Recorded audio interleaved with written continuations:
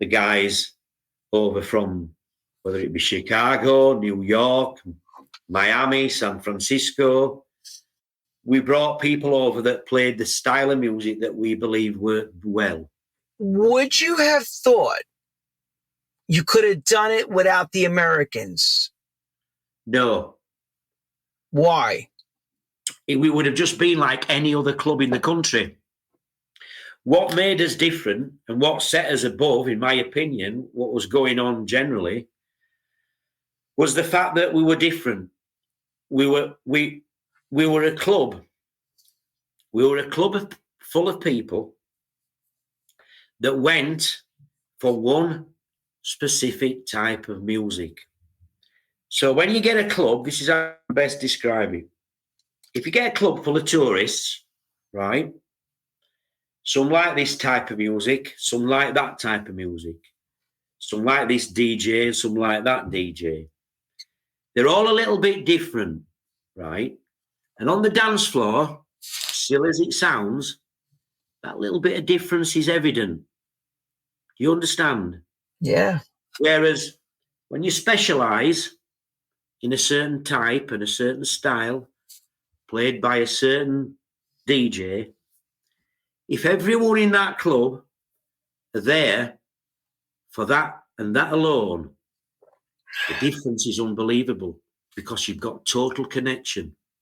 You've not got some guy in the corner not feeling it because he would rather have that style of music, and they're not feeling it in the middle and they're not feeling it there, but they're feeling it and they're feeling it.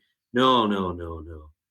When you're on the dance floor at hard times, everybody's feeling it because they're all there for that very, very same purpose. And that's when you see a shift, right? You see a massive shift. You can stand back and you can watch the dance floor being full of people who can hear the music change to a dance floor full of people who can feel the music. Right. When you get that change and that shift, right, then that's when you get that unbelievable atmospheric. It's unbelievable. Just look at it. You might have 1,000 people, but you've got one mass. They're all the same. They're all there for the same reason. They've all made the journey for the same reason. They all connect with that type of music. So the Hacienda was a changing for you. The Hacienda was the changeover for you, right? Without the Hacienda, no hard times. Did you achieve that when you saw the crowd, that same feeling as you did at the Hacienda? It went beyond. It went beyond. Because it's like this. I'm in love with what we did.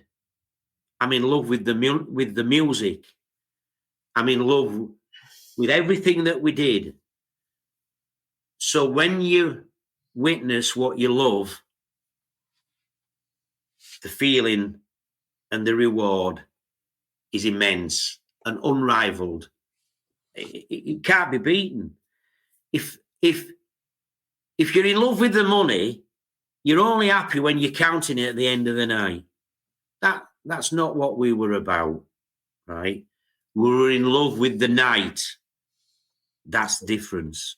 So did we achieve and did I feel a greater level of achievement, a greater level of pride, a greater feeling of reward? And yeah, beyond explanation, to be fair. I mean, listen, the things that we have achieved are immeasurable in our eyes. Do they stack up to what people are doing today with big events? Probably not, no, but we're talking about a different era. We're talking about every step we made was a new step. We ain't got history to teach us here. We are the history. Do you get that, don't you? We haven't got a book that says this is what happened and this is how you do it. We did what we believed. If it didn't work out, we didn't do it again. But that was our teachings were our own, right? the industry was in its Sure. infancy. We were all venturing on a journey that had never been made before. And that's what made it so special. And that's why, in my heart, I believe it has to be remembered. When I look at things today on Facebook, on Instagram, and I see DJs, if that's what, right, that know more about and believe it's all about how they look instead of how they play. Yeah. No. Sorry. It's not for me. People need to be in love with the music. If you love the music as much as you love the money, if you love the music as much as you love the image, then that to me is what it should be. Sure. There's far too much attention paid to do I look right? I mean, here, how the hell, in my opinion, can you put two records together, right? Mm-hmm. Whilst you're dancing with a drink in one hand, right? And looking in a mirror or smoking a fag in the other. I'm not being funny, right? I'm not being funny, right? The Masters at Work came and played our first birthday party. Unbelievable. With 4 decks, 2 mixers, right? Now, don't talk to me about some scantily dressed whatever, right? Large in it behind a flipping couple of pieces of equipment standing on a sandwich table, right? Whilst you're drinking your gin and tonic and smoking a cigarette. No, I ain't wearing it. It's not. It nowhere near. It's like getting Van Gogh, right, to paint a picture and giving him a dot-to-dot paint by numbers. It's not. It doesn't add up. So, I'm coming from a time when there was a genuine skill. When you had 3 boxes of records that you had to thread together to put a musical journey together that was totally unique, right? Because it has to be unique, because you've no idea how the crowd's going to respond, at what point you're going to introduce that record. Don't talk to me about turning up with a USB and sticking it in and it's going to be a good night. No, I'm not wearing it. It's not. We're just playing it. We're playing at it. We're going through a process. It's not and nowhere near, right, as a level of skill, know-how, and achievement. And that's why the nights were so memorable, because they were all so individual. No 2 nights the same. It can't be, because the club's full of different people that react differently at a different time. Yeah. No, I mean, listen, some of the nights that we had, Huddersfield, first birthday. I mean, listen, we've got Kenny and Louis on 4 decks and 2 mixers. We've got Kenny Carpenter. We've got that hot, right? Kenny stripped down to his underpants. In fact, if you ever speak to Kenny Carpenter, say to him that Steve Raine said, Kenny, do you remember stripping down to your underpants because it was that hot and playing at hard times? And the sweat were dripping, DJ. I mean, these were memorable nights. That's a night. That's a great, great night when it's like that. Great. That's a night. That's how I remember your party. That's how I remember it. Yeah, I mean, listen, the word is party. These were parties. They weren't, what can I say? They weren't modelling exercises. There weren't places to go to stand so everybody could see what you were wearing, and how you looked, right? There were places to go and have a dance and have a good time. And forget the hard times that you may have had all week, right? You certainly weren't having them on a Saturday night in our club. Sure. That's how and where and why we were where we were. And I mean, look, that progression, it's just an organic process. We didn't invest any more money. We didn't go on a massive marketing campaign. It's like anything else. Gradually, over a period of time, it picks up its own momentum. Yep. And I mean, listen, DJs were coming and playing, and they were obviously going back and saying, "Phew, you know, we've just been to hard times. It's happening." People were coming, and you know, I mean, look, at the time, like I say, even the term super. I mean, I remember the first ever time I heard the term super club. What's a super club? Yeah, the term super club. The first time I ever heard it referred to in that context, right, was at the Manchester Music Seminar, and Cream would hold a conversation, a discussion. They would use the term super club. Wow. And I always maintained we were the most super unsuper club ever. We never ever wanted to label ourselves as a super club. We never saw ourselves as a super club. We weren't a big money making machine like the Ministry and other clubs. We were a club that ran from week to week with the ethos never changing, all about the music, not about the bank balance. Yeah, but wait a minute, wait. Let me show you how super club this man really was. Check this out. Everybody in house music at that time was at this party in Bagley's in London. Well, I'll tell you, Lenny. Biggest club in London, he fills it. Well, I'll tell you how that came about, Lenny. I'll tell you how that came about. We'd gone to Huddersfield, and obviously our success had grown and grown. At the time, in London, the Ministry of Sound were the super club. Not just in London, you know, I mean, listen, this is the Ministry of Sound, a big machine, big money-making machine, the Ministry of Sound. We were just Form 8. We were just Form 8. No big backing, nothing of any depth behind us money-wise. We were just Form 8, right? So I wanted to do something a bit different. We wanted to do something and make a statement. We wanted to do something that we believed represented in one go what we were all about. Forget Creamfields, forget any other festivals. They hadn't happened.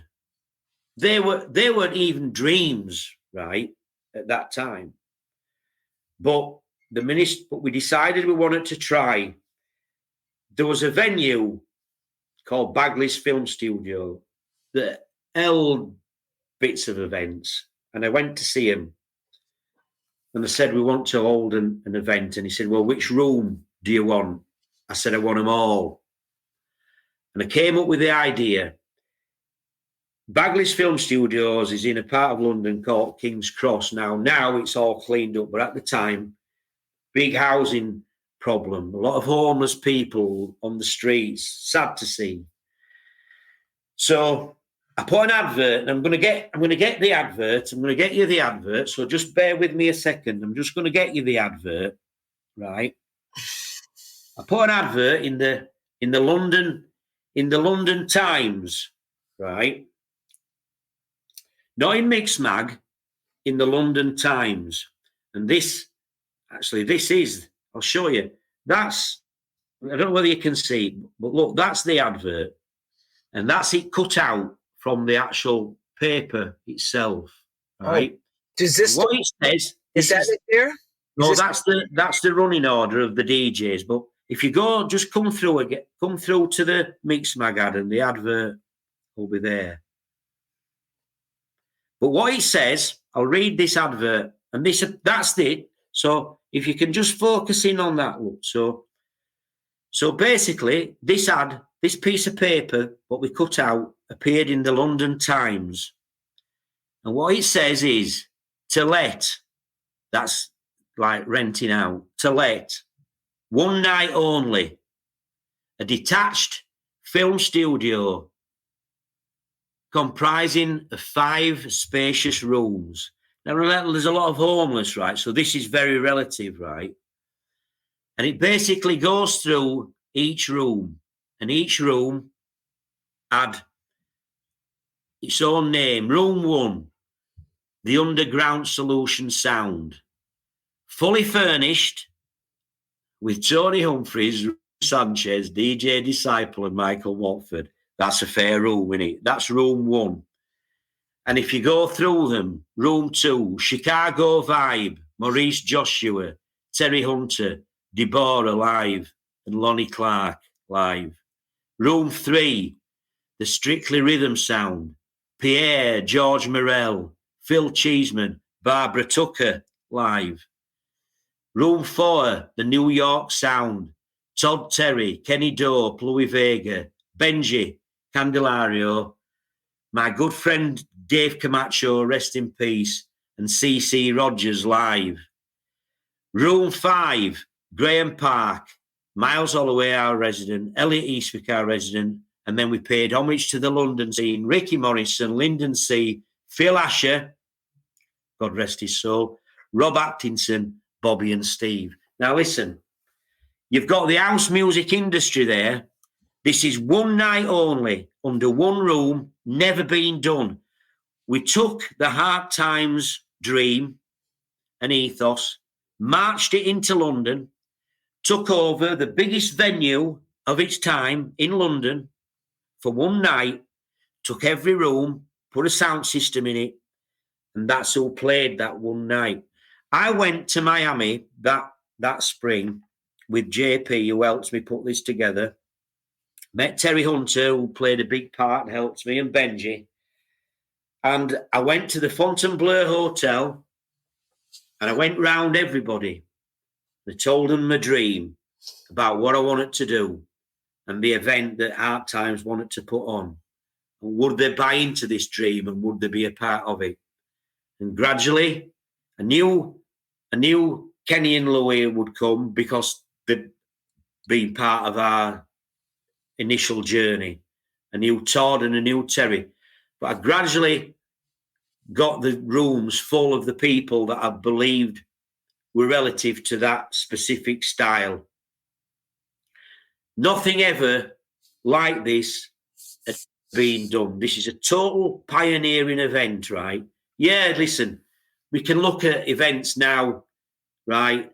There's just one after another, festival after festival. But here, none of that in place when we put this together. And remember this, we were just a little organisation up in the north of England, right? But we marched into London with our down and out party. That's what we called it. Hard Times Down and Out. We came out down and we went out, right? We donated all the profits to charity. And not a lot of people know that. We donated it to Shelter, right?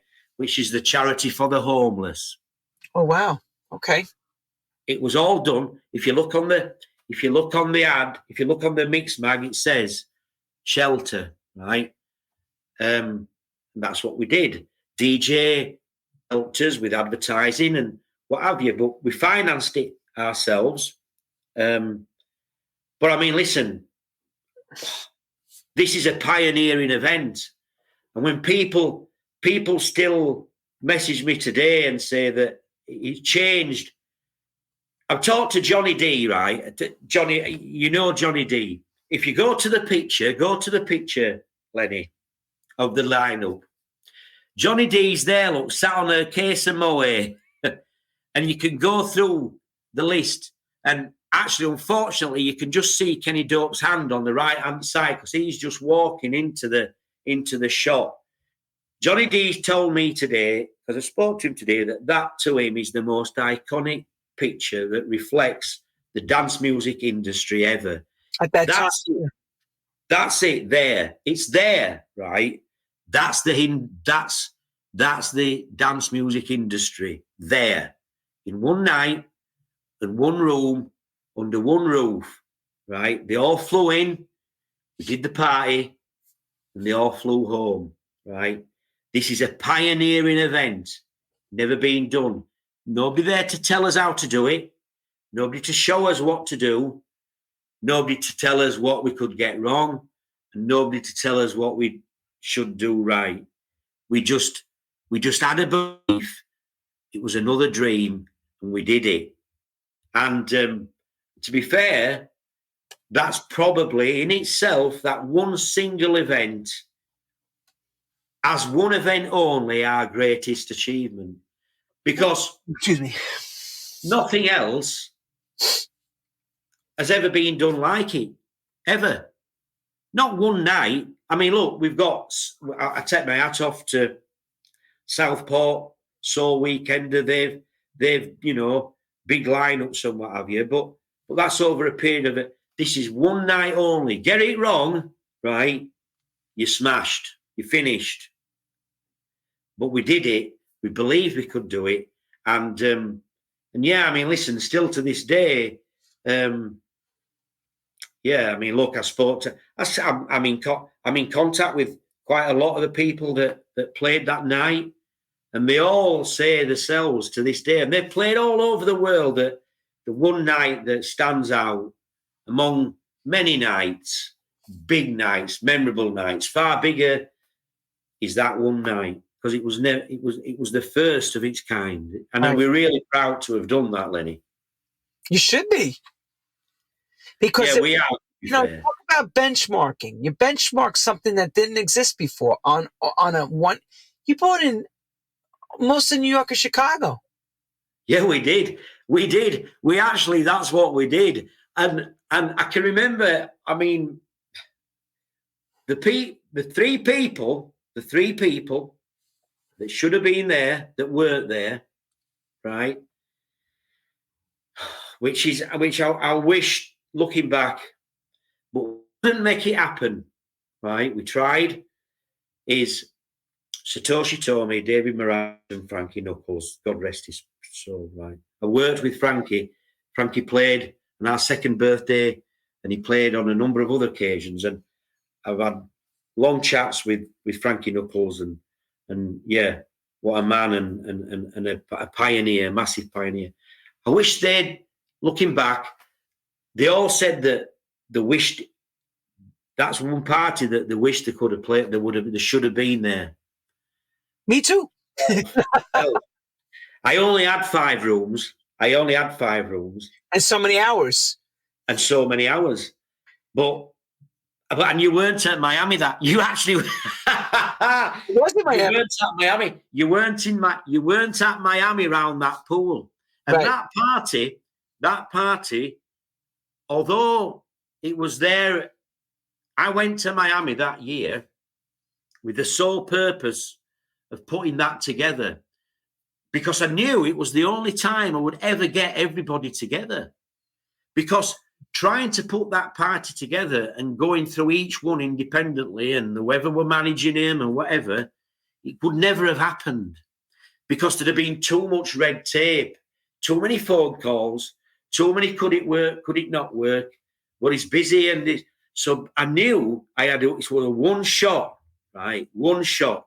Jumped on a plane, went to Miami and sold the dream. And I sold the dream round that pool at the Fontainebleau Hotel, right? And I came away with a list of people that all said yes. And they all, yeah, I mean, listen, that night, just prior to that picture being taken, we all had a meal. Can you imagine? I mean, this is the first time they'd all been together. They'd never, ever all been together. Never mind what we were doing. It was a first for them. They never had a gathering like that. It was like the who's who. If the plane had crashed, God knows what would have happened. The industry would have been in trouble. Yeah. Well, thank God that didn't happen. It didn't. Now, was that your first trip to America ever at that time? No. No, it wasn't. It was my first trip to New York as a young man. I mean, listen, prior to Hard Times, I'd done lots of things, tried my hand at lots of things. Quite a sport. I played rugby, which is the tough man's American football, because we don't wear pads, right? So I played rugby, and I got invited to go and stay with a friend who was living in Long Beach, California. Danny Lockwood is called, and he's still a very good friend of mine. And he might even be watching tonight. Hi, Danny. And he was living. I was a good friend of his dad's, to be fair, and yeah, they were lovely people, and still are. But he went to live in California, in Long Beach, and he had a magazine, and he invited me out, and I went and stayed in Long Beach, and I played rugby for a while. That was one of my trips to America. I'd had trips before. I went and spent some time in France. I lived in Monte Carlo, but not living it up. Tried my hand at various things, and yeah, but it was the first time I'd been to Miami, and it was the first time I mean, look, again, you've got to keep coming back to the fact that this was all new and that we'd no history, and so I'd never even been aware that such a thing as the Miami Winter Music Conference existed. I mean, what was it? I had no idea. My life had never introduced me to the Miami Winter Music Conference. I'm glad it did, and I'm glad that I can say that I went and experienced it. I mean, it's brilliant. And like I say, the party stemmed from that Winter Music Conference. Just going to move on just to something very quickly. The last party that we had planned, that we had to obviously cancel due to the virus, it took me 27 years, but I actually had a party planned for the Winter Music Conference in Miami. I think you've got the artwork for it. So it took me 27 years to get back to Miami. So to cancel it was very, very disappointing. And yeah, that I would have been in Miami 2 years ago holding my own party. But it got cancelled. But yeah, Miami played. Without the Miami Winter Music Conference, there would have been no Bagleys. And it was very important to the industry, remember. It was a gathering of everybody, all like-minded, all DJs, producers. There was no... It was about our industry. Look, music's progressed. It's split off in many genres, hasn't it? You know, we've got electronic, EDM, whatever it's called, I don't know. I mean, within house music, we've got all kinds of genres now. They've all got names. Very true. Me, I believe a good night's a night that plays a little bit of everything, to be fair. And the most cleverest DJs can do that, right?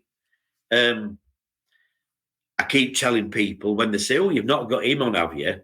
I mean, he plays this. I say, well, he might play it here, but he won't play it at ours, because he'll understand that he's playing for us on a night in a club where he'll be able to be creative. They'll allow him to be creative as long as he does it in a creative way. It's like anything else. A very clever DJ can take you on a wonderful journey that you didn't even know you'd been on. Mm. You get that, don't you? Sure, I do. I'm like that, you know. So here's the question. I'm gonna show the artwork in a second. You get the taste of Miami. You create the Bagleys. You're already running, and Hard Times starting to get known because from the music, the magazines, the biblical side of it, people are getting to know, and the DJs, and it's like ethos. Anything starts to, the more people talk about, especially in those days, word of mouth. So being educated and went to music conference, and that's driven on the record business, not really necessarily in those days the club business. You step into the record label business with an album now.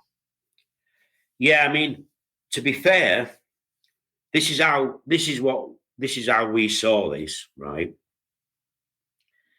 You come to the club, you have a good time, it shuts, you go home, and you leave the club behind. Yeah, you've got the memory. Yeah, but memories are like anything else. They have life expectancy and what have you. And we thought that the best way to take the club home with you, if you could, was by having it on your coffee table at home. So the club is always with you. And the best way to do that was by way of a record label. We always saw the record label as the best extension you could probably have of the club itself. As long as you stayed loyal and the label was loyal to what the club represented, there's no better way. And again, right, no Ministry of Sound record label, none of this, right? We would be the first club to put together a record label that would run adjacent and parallel with the club itself. So, and for that purpose, we saw it as an extension of the club experience. So we launched the record label at the same time we actually launched the Bagley's Party. And we went to the man who we believed had made a big contribution to our success. He'd played New Year's Eve for the very first time. I met him at the very first club, and his ability stood out, and his understanding for me of the journey he gave to the people and allowed them to experience stood out, and that was Roger Sanchez, and I just believed that he was a step on at the time. So we went to, and look, Roger played for us, like I said, at the New Year's Eve. He played for us at Huddersfield, and he was obviously hosting the Underground Solution Room 1 at Bagley's. That's him with a blow-up sheep, which that picture was actually taken. I'll come back to it. Is in downtown Brooklyn, and it became quite scary because while they were taking the pictures, right, he said, you don't really need to be caught in downtown Brooklyn in the back streets, right, with a blow-up sheep having your picture taken. It doesn't really work. But they did, and they got away with it. But you see, we went to Roger and I said, look, I'm going to want to launch this label, Hard Times, the label, and we want a track. And listen here, I mean, look, he said, I'll make you a brand new track. And he did. And we launched the label with, for me, one of the most iconic tracks in the history of dance music. And if you go on Roger's interviews, he's got it as his all-time best. And that's Roger Sanchez, Time to Stop, right? What a track. What a track, right? And that would be our very, very first release on the album, Roger Sanchez, Time to Stop. Well, I mean, here, if you drop it now, right, it's still as relative, so advanced, right? Just a track, not a big sounding piano tune, vocal, right? It's a track with very, very cleverly put together. Rocker's Revenge is actually taking a little riff from Rocker's Revenge, and it works so well. And that would be our very first release. Did you have a problem with that, with the Rocker's Revenge? No, we never heard a thing. But I mean, listen, it's a pity you can't play it, but because look, this track. Well, if I play it, Steve, you know what'll happen, right? Facebook will go. Cool. No, I guarantee. We own it. Myself and Roger. No, it's not that. It's not. It's like if it's out there digitally, the distributors have the airwaves, and it just Facebook sends copy. No.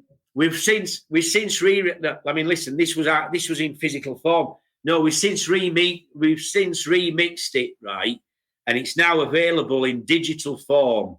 And Roger put down the original, and we had remixes with a number of people, and I think it actually went to number 1 on Traxsource. To be fair, the second time around in digital format, no, we've no issue, we've no problems. It's all fine. But yeah, that was our first release, Time to Stop, and all of a sudden people said, "Hey, we've got a record. There's a record label." I mean, remember this? We followed Time to Stop with Todd Terry, Bounce to the Beat. I mean, here, that's our second release, right? On this little label, this little independent. Look, we were never going to be Defected. We were never going to be AMPM or Positiva or any of those big machines. We were just Hard Times, the label, a little self-financed label that operated out of the monies that we generated from the club. We believed it was the right extension, right, of the club. It took the club into people's rooms, right? Mm-hmm. It meant that they could play the tracks. But I mean, look, they were massive successes. Then the third release, Masters at Work. I mean, listen, our first releases was Roger Sanchez, Todd Terry, and then the Masters at Work, 200 Sheep. That's a story in itself. Kenny and Louie were in Sam West studio. You had to go into studios in those days, right, to make these tracks. Real time, real effort, and real money. That's why the tracks weren't throwaway. That's why the tracks had real value and life. They had life. Not today, right, where tracks are worthless and have no value because as one's made, the minute it comes off production, it's past, it's historic because there's another one come off a piece of equipment that replaces it. In those days, you had to go into a studio and make these tracks. So Kenny and Louie are in Sam West Studios in London, making me our third release, brand new. And I spoke to Louie, and he said, "Where are you?" I said, "No, I didn't." I phoned Louie, and I said, "How's it going?" He said, "Yeah." He said, "It's gone well." He said, "It's a bit different. It's totally unique." I mean, listen, that 200 Sheep is a totally individual new track. It's just so different, way ahead of its time. And he said, "Yeah, we've put something together." He said, "What are you doing?" I said, "I've just bought 200. I was at a sheep auction." I said, "I've just bought 200 sheep." Right? And the track was called 200 Sheep. Wait.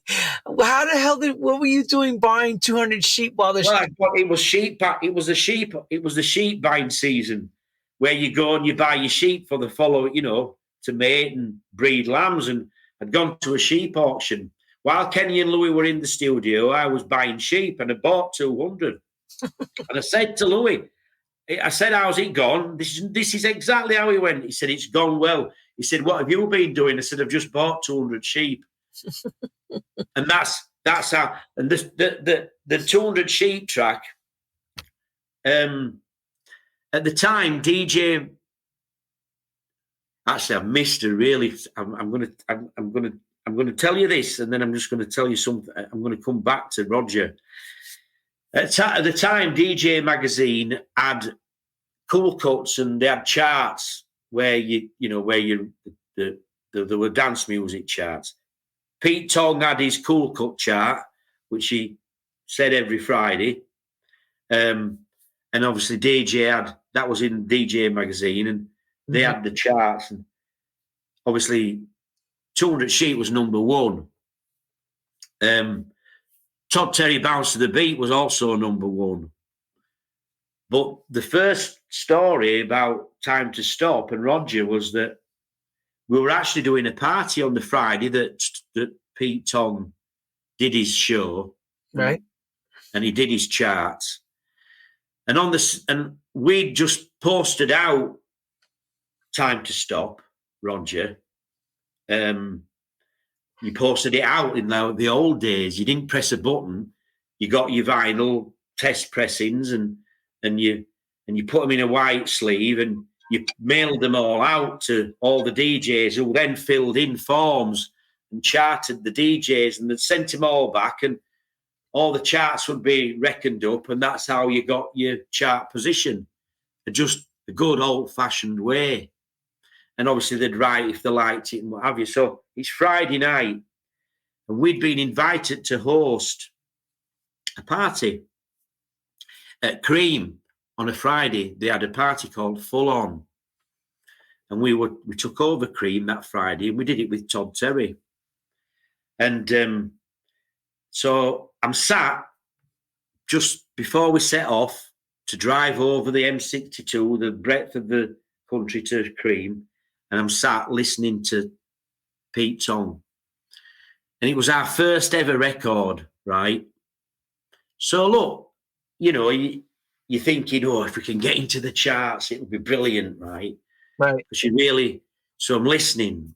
So he starts at number 20 and he goes through from 20 to 10. No Roger Sanchez, no Time to Stop. And then we went from 10 down to 5, right? I thought, nah, totally demoralised. We got down to number 5 and I thought, we're nowhere, we're not even charted, right? So I went to get ready to go to Cream. So I went, had my shower, got dressed, came in, and he got down to number 3, right? So I thought, I'll just sit down and I'll listen to the show. Got to 3, got to 2, got to 1. The debut release on the new label from Hard Times, number 1, Roger Sanchez, Time to Stop. Can you imagine? Can you imagine, right? We set off to Cream. I've just gone shivery even now, remembering that moment in my history where I'm sat in front of the radio and that's what I heard. And I set off to Cream that night. We floated to Cream. We flew to Cream on a magic carpet. It was that good a feeling, right? We took ourselves to Cream with a number 1 track, our first ever release, Roger Sanchez, Time to Stop. And Todd Terry, in the main room, they had a gold frame, picture frame, a big picture frame with no picture in, and Todd Terry was behind it, right, on the decks. And he dropped Roger Sanchez, Time to Stop. And I'm on the stage, stood next to him. And the club went absolutely ballistic. It went off. The roof flew off nearly, right? And Todd looked at me and he just smiled.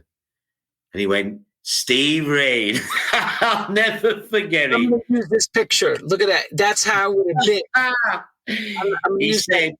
He said, Steve Raine. He said, look at that.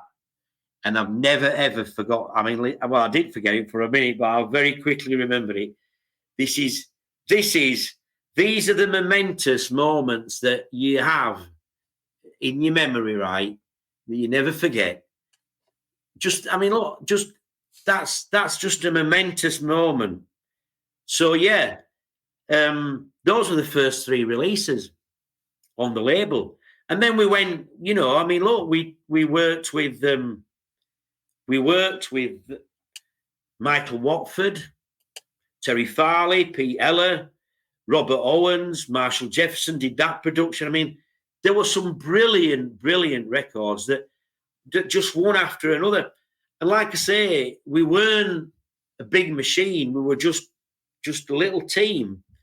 And these were all one-off projects, that we tackled with real pride.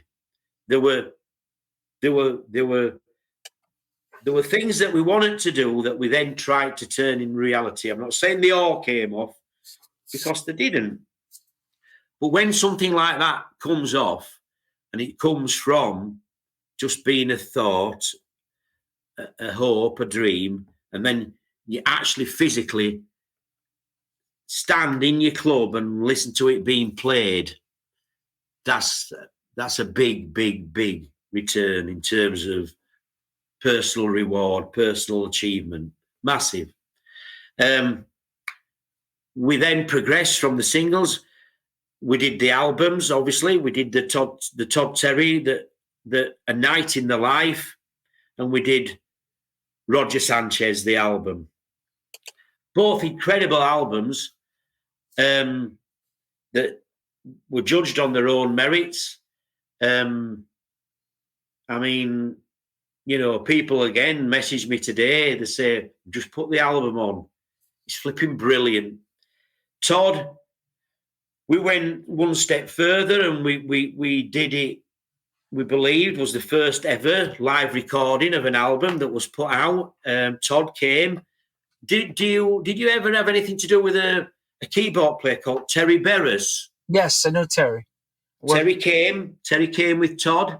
He brought his keyboards with him, and we set everything up, and we recorded the whole night live. And this is a massive attribute to this man. Todd's a personal friend, and he's played a major part in our success. But he came and he played all night, and I can say this, that every single record he played that night, from the first to the last, were his own. I don't know another man who could do that. 7 hours of music. Every record he played was his own, from start to finish. That's a musical journey that's a real personal, unique. And I still believe there isn't another man or another DJ or producer could actually do that. So it would be obvious that when we went to Ibiza, the man who would open would be Todd. And that picture is taken in Privilege in Ibiza. I'd always shied away from going to Ibiza, although we had done nights. I'd never been. I usually ducked it.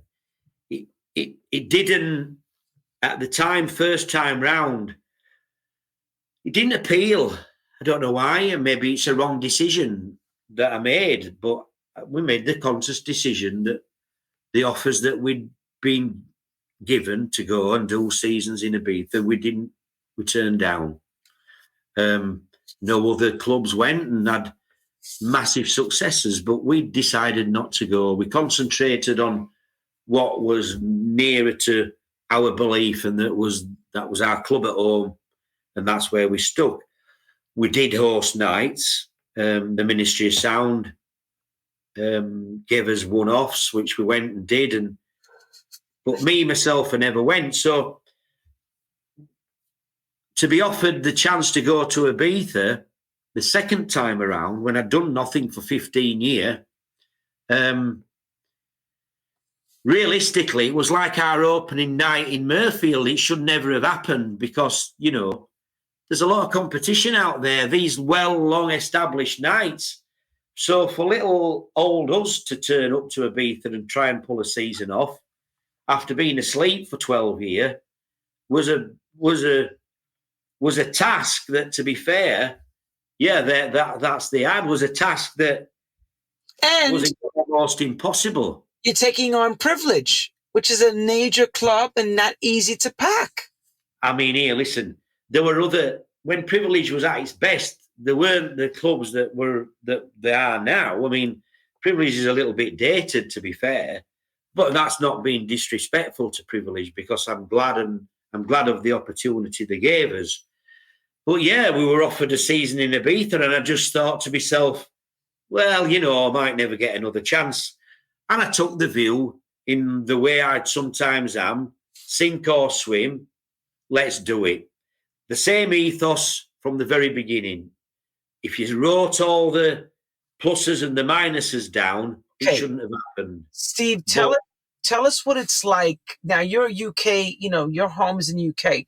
So if you're going to do a full season in Ibiza, are you living in the UK, or did you make a move to be the whole spring, summer, fall in Ibiza? Well, luckily, the people that put it on for us, they were living in Ibiza. And so they were there all the time. And I was offered the facility to go and stay in Ibiza throughout the whole season. But I've got my animals, and to be fair, I have to have balance, Lenny, in my life. Farming is as much of a passion, and it might be hard to believe, as this industry. I'm the ultimate Gemini, to be fair. There are two Stephen Raines. There's me here, sat talking about my love of music, my love of dance music, my love of putting on events, and the record label that I'm as equally passionate about. And that's as evident, surely, from listening to me, that, this is me, right?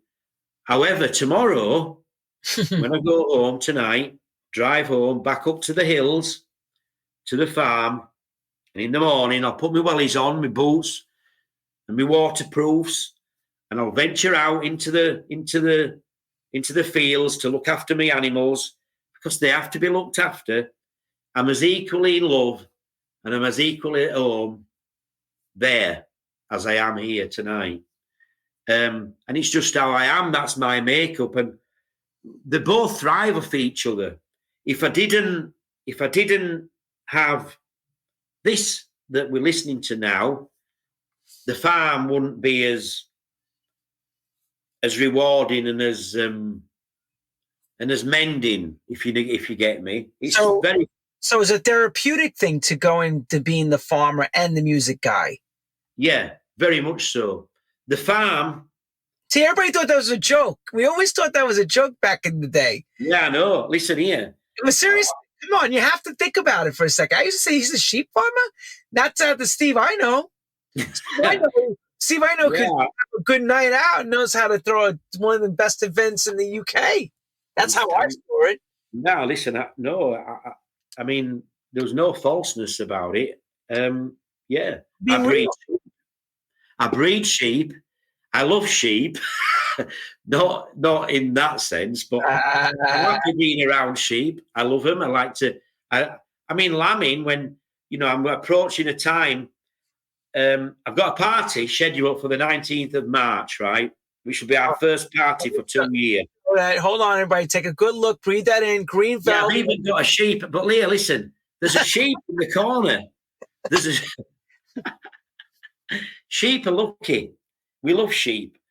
But yeah, I mean, look, I've got this party, which is the first in 2 years. And actually, Green Velvet, who was playing, actually played on the very last party we did. Yeah, this will be my last party before. It's my first party, but once I've done this, I'll go home, I'll put on all my farming clothes, and I'll become a farmer for a month, because I'll be lambing, and I'll just have lambs born every day that I've got to look after. That's very therapeutic. It's a grounding, Lenny. It's a real grounding. When you say lambing, what do you mean exactly? What's involved with that type of work? What are we talking about exactly? Well, you've got a field, and it's full of sheep that are heavily pregnant. Oh, right? Okay. And what they do, they give birth to lambs. They're baby sheep. It's called a lamb. So if they're left to their own devices, right, a lot of lambs die. It's cold, it's wet, they don't come out right, they can come backwards, they'll suffocate, the mothers will lie on them. Anything that can happen can happen. But you have a responsibility. And if you've got these animals that you're responsible for, you've got a duty to be there, to care for them, to feed them, to look after them. I am the shepherd. I am the. Say that. I just about ready to say that next part because it sounds like a church with a lamb of God in a sense. So as we always say, the lamb. I am the good shepherd. I am the good shepherd, and my sheep are my flock, and I have to look after them. I'm not being funny, but you have a responsibility. Listen, it's the same. It's the same. Although it's miles apart, it's just the same. I'm the same man, right? However, and the same principles are the same, right? But they're just directed in different directions. And I have to have them both because I function better if I've got both. And that's been that's, I suppose, the ultimate Gemini. And listen, I'm at home equally in each position, in each part of my life. I'm equally at home. Does that sound? You've got to. I suppose the only way you can get your head around it is to live it and be it. And I consider myself. I think I'm very, very lucky that I've got both elements, because I'll ultimately end up being a farmer. Because when I'm knocking on a bit now, I've been doing this for 30 years, Lenny. I'm not just starting out in life. How did you find the farming originally? What was because you said you did a lot of different jobs. What led you to being a sheep farmer? From being a little kid, when people used to ask you, I'm sure they used to ask you, what do you want to do when you grow up, right? I'm sure they asked you. I always used to say, I want to be a farmer. I always had animals around me, right? When I was a little kid, I had rabbits, mice, any animal that you could have, I've had. And I felt a connection with them. There's no lying in animals. They're all honest. Animals don't look at you in any other way than a true way. What they want, they really want. And how they behave is how they really behave. Do you get me? There's an honesty in it all. Sure. Right? I get it. And I thrive off that. And I also get lost in it. That might be hard to understand when you're in a club and you've got hundreds of people around you and you're part of it all, right? You're part of the mass, so you're not an individual. Right. And I enjoy being part of that mass. But when I'm on the farm, it's just me and the elements and the animals, and I'm very much on my own. And I enjoy that in my life. I have to have both. To balance. It makes total sense. It's balance. You know what's funny?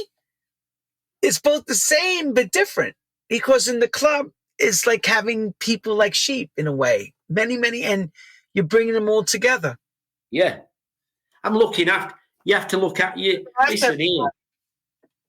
You have to have a responsibility to look after each and every individual, and your whole purpose. It goes back to that. It's not about the counting the money at the end of the night. It's not about that. It's about creating that atmosphere and giving all those people that's put faith and trust into your dream and want to be part of that. It's about you giving them that experience.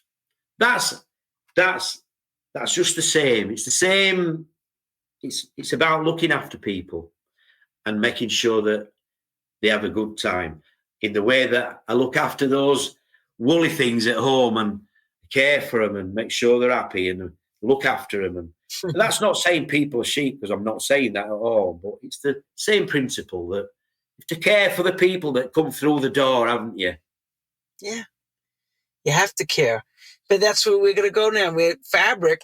Like, you're bringing everybody together at Fabric.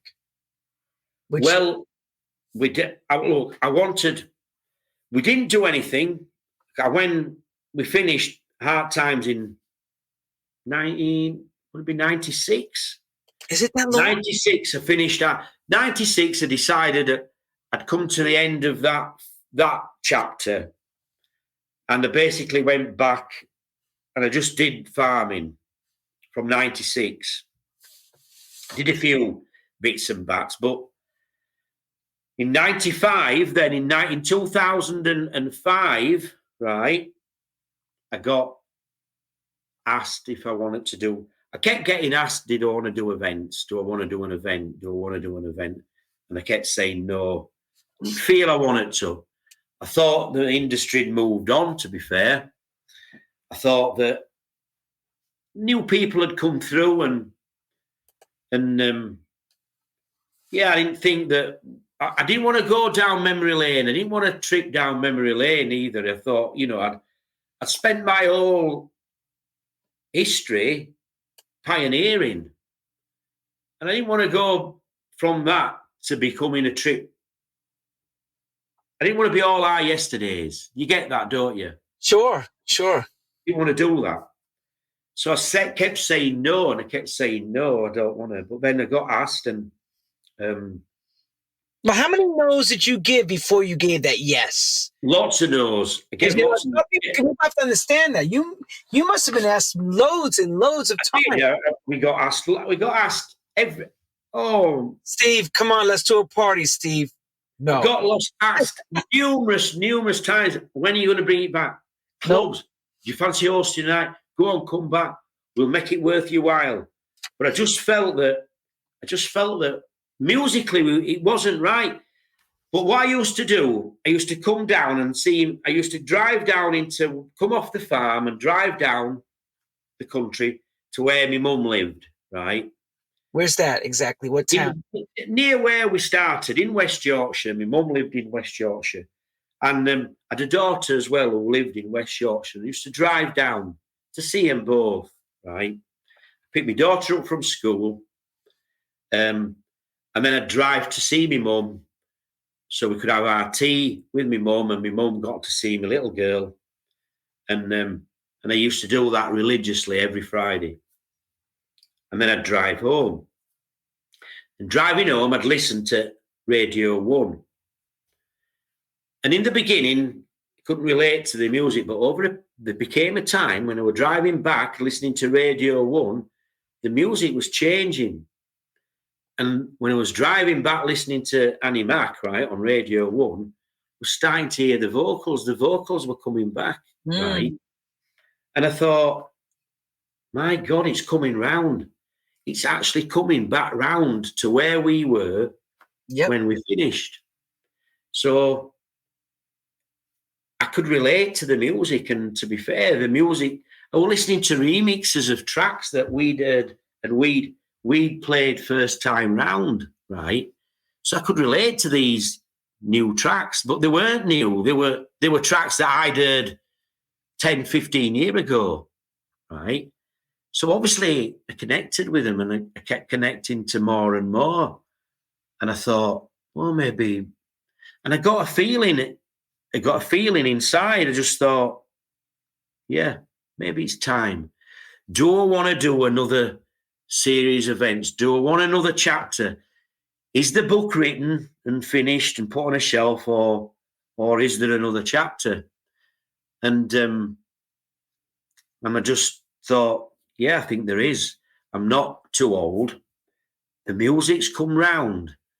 And so when I got asked again, and I got asked by the people who have a venue in Leeds called the Warehouse, and it's a good venue, just a nice size and a proper club, not glitzy, not flashing lights. Although, not glitzy, not. It's a club, a dance club, and has been for many years. So I thought the club's right. I got asked, and I said, you'd say yes straight away. And I said, well, it depends on a number of things. It depends on. I mean, listen, we've now got social media. In the 15 years I'd been asleep on the farm, I don't been asleep, but asleep to clubbing, right?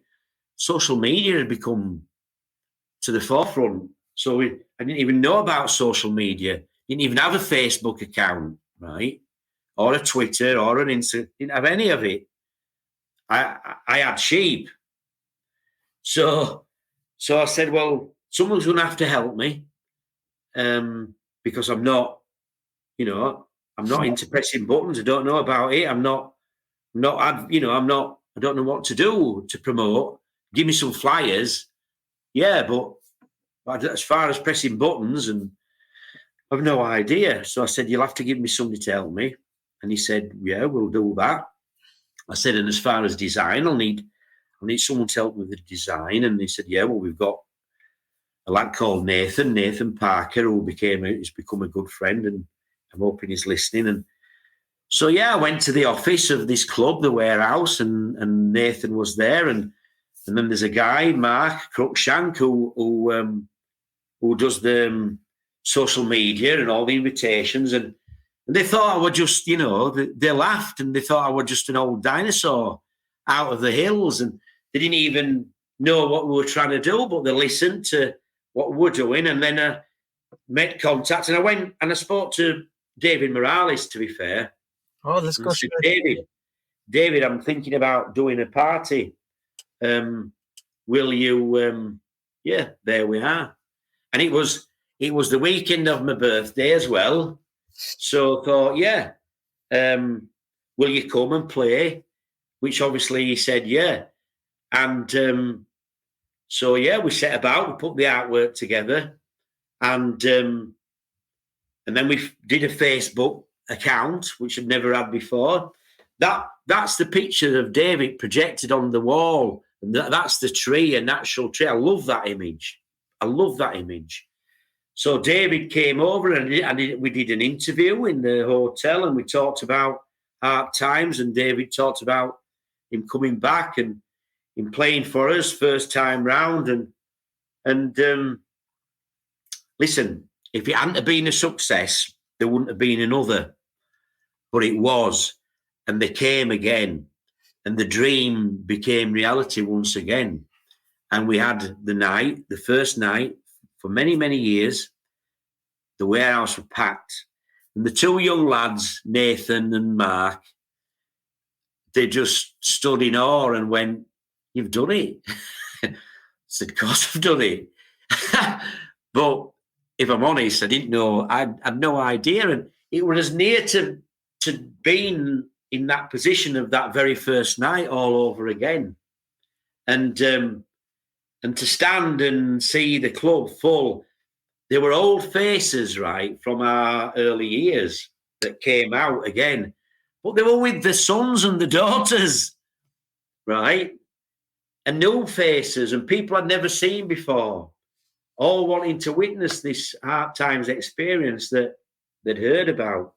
And it were it were a brilliant night. And obviously, yeah, the bug came back. Still there.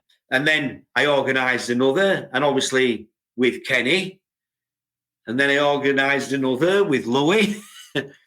and yeah, they were all the same. I mean, look, listen. There were no Glitterbox. They hadn't started again, and all these nights that have all since come back and what have you. We were the first again to retrace our steps and kickstart the hard times experience. Mm. And everybody that came all said the same, that it was the time. The industry had come all the way around, and that's the way it is. That's the way music, music has a way of coming back round on itself, and it did. I'm happy to say, and I've had another nearly 10. I've had another chapter. What if we start in, what was it, 2007? I said, yeah. Was that 2007? Well, I think the day Morales. 96 you stopped, then you came back in 06. Yeah. 07. Yeah. And we've kept going. We've kept going since then. We've obviously had the 2 years off for COVID, right? But we now find ourselves this is our 30th year, by the way, Lenny. This is our 30th anniversary, will be this August. Congratulations. So yeah, we've done another, to come off the hill after being asleep since 1976 till 10 year. We've nearly had another 10. Our last chapter has been as long as some clubs as regular clubs. Yeah. And this has been our last chapter, and I will say this, that it's been we've been very careful what we've done, and sometimes listen, Ibiza could have been a total disaster. I went to the first one and it was brilliant, and I went to the second one and it was pretty dire, and the third one was pretty dire, right? And I felt it. Listen, I've enjoyed success and when I say success, I mean full clubs of euphoric people all having a good time. Again, I'm not on about the money at the end of the night. That's not how I measure success, right? So to go to Ibiza and struggle, which we did, right? I felt it very painful. Sure. As you would. Of course. But we stuck at it, and we got through the season, and gradually the fourth night and the fifth night built a little bit, and it built a little bit. We finished on a real high, right? We came away and I thought, well, we've done it. We've done it. But then it's funny, I spoke to someone who has a very, very, very successful night in Ibiza now, someone who I've known from my very first existence with dance music, right? And he told me that his first season, there were some weeks there was only 75 people. Yeah. And so I came away and thought, well, maybe we didn't just do as bad. Someone once asked me to describe it, and I said, well, if you related it to a film, it would be the good, the bad, and the ugly. There were some very good ones, some not so bad ones, and some downright ugly ones. That you want to forget. Exactly. But look, we got to the end of the film, and actually, in our 30th year, right, there are now talks in progress for us to go back this year, although it would be different to 5 years ago when I went for the first time. It would be a little bit of a different way of doing it. We wouldn't be taking on a big club like Privilege. What I want to try and do, I want to try, in the same way that the music's come round full circle, I'd like Hard Times to come round full circle, and I'm going to try in the 30th year to, near as I can, recreate those early years in our history, those intimate club nights that are special, where I bring DJs together that you wouldn't normally associate playing together, that are unique nights. I've got an advert, a famous advert, where there's I refer to the tin that's like the clubs has been like supermarkets where they're just big spaces, and the DJs that are playing are just predictable. The DJs that you know will fill big spaces. They're not necessarily going to do anything out of the ordinary. And I'm not being critical because that's how some clubs are. But they're not going to bring anything individual and unique, because if they did, they wouldn't appeal to the numbers that they need to appeal to fill the clubs to make it financially worthwhile. Sure. Whereas the nights that I want to put on, I want to come full circle and do those intimate nights where they are a bit special, they are a bit unique, they are a little bit musically different. Mm-hmm. But those are the most rewarding when they work, you know, Lenny, because you're going on. It's the same as a producer threading different genres of music to put a record together. Sure. As a promoter, we do just the same if we're clever. We try and thread different musical genres through different DJs and try and put a unique night together. Yep. In the same way as a producer tries to put a record together, we try and put a night together. When you bring in different musical genres through different DJs and you're putting them together to get one ultimate and one unique result, when it works, that's a bit special. That's very rewarding. Well, you know what? I also know it's a big task too. There's a lot of work involved putting it all together. It's not that easy. You make it sound mystical and very magical, like a moment in Disney World. But behind the scenes is also a lot of stress. And you know, Lenny, we put listen. You would not believe the bad press. When I did this, right, I put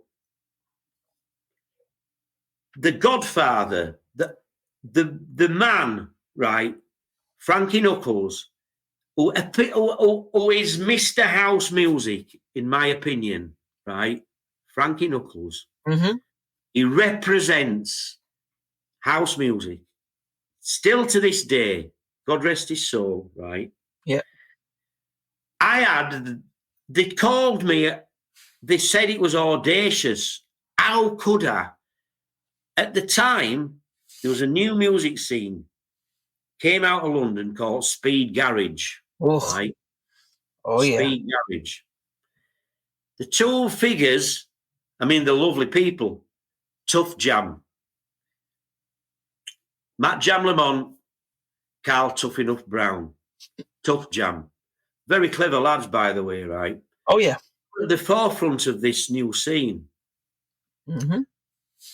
Obviously, the purest house heads, right, you know, paid no homage to it. But listen, this is music. It's still music. It might not appeal to you, but this is still music. It's a progress. It's an extension. I put Frankie Knuckles and Tough Jam on the same bill. I got hate mail. How can you do this? How can you do this? How dare you? How dare you do this? Think of the music. Think of this. Think of Frankie Knuckles. What are you going to do? How can you do it? Tell you what, one of the best nights we've ever put together in our lives. Do you know why? Because they were clever enough. Well, Frankie did his thing, but we spoke about it after, and he said, "I'll tell you what it is, Stephen." He said, "What you've done, right, is so adventurous, so pioneering, but it worked because music has a way of finding a way. It has a way of working. It found its own way. It gelled, and it made a unique, ultimate experience." Did they go off on one? Did they? Oh, no way. I spoke to Matt. I mean, listen, I've got it recorded. I've actually got the tapes, and one day I'm going to get them digitally downloaded and play them, right? Got the night recorded on tape. unbelievable. What a record it makes. It's the blending of two musical styles of the same principles, but just a little bit different direction. But they found each other, and they made whoa, what a night. What a night. And that to me is something special. Totally. Something very special. Well, we can't thank you enough. I mean, you have more an adventure ahead of you. You have your party with Green Velvet coming up. Listen, Green Velvet, Curtis, Kashmir. A lot of young'uns, right, youngsters, don't even know Kashmir is Green Velvet. I know. They've no idea, but he is. Well, the last time he came and played for Hard Times, again, it enables us to look. It's like this, right? This has been cleverly put together, by the way, because if you look at the artwork, you'll also see that our original residents, Miles Allway and Elliot Eastwick, are making a reappearance, and that other people who are total Hard Times are also evident on this bill. Mm-hmm. So the same principle will apply. But what happens is this. If 500 people, there'll be a lot. This is it's sold out, this event, by the way. It'll be an amazing event. It's at Mint Festival. Sorry, at Mint, the people behind Mint Festival. It's at Mint Warehouse, the best venue in Leeds by far.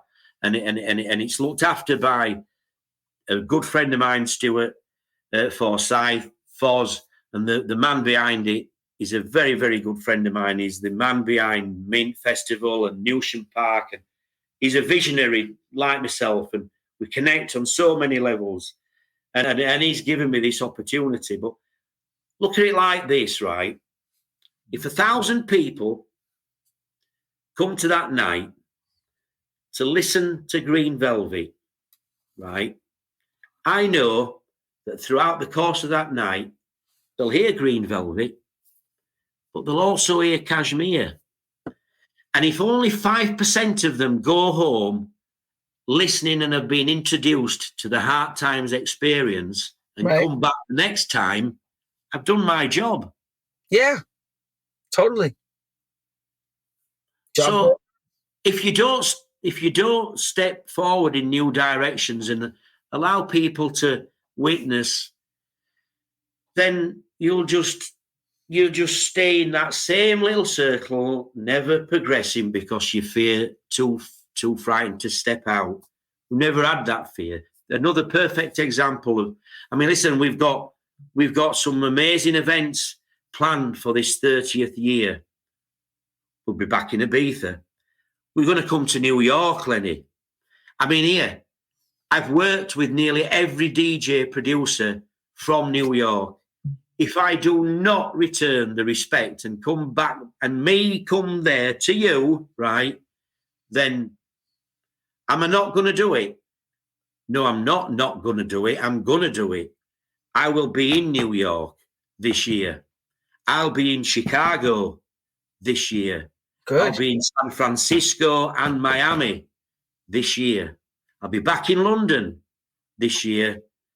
And I've got some amazing tracks that I'm going to release this year. Excellent. So we've got lots of things coming, yeah. Congratulations. Congratulations on 3 decades of clubbing excellence. Hard Times is a benchmark. And tonight, we were able to really hear your inner feelings on everything, which is not something we normally get to hear. We've seen what you provide us through pictures and the nights that you have done at the clubs, but we've never really heard you speak about it like this. And it's wonderful that you took the time to spend on True House Stories. I can't thank you enough. I've enjoyed, listen, I said in the beginning, thank you very much for the opportunity. And thank I've enjoyed telling you the story. And thank you for having me as one of the guests as well in Hard Times. You'll be back. Lenny, we will return the next time we meet, right? I'll shake your hand before you go and spin records. Oh. Then you'll probably hug me. Yeah.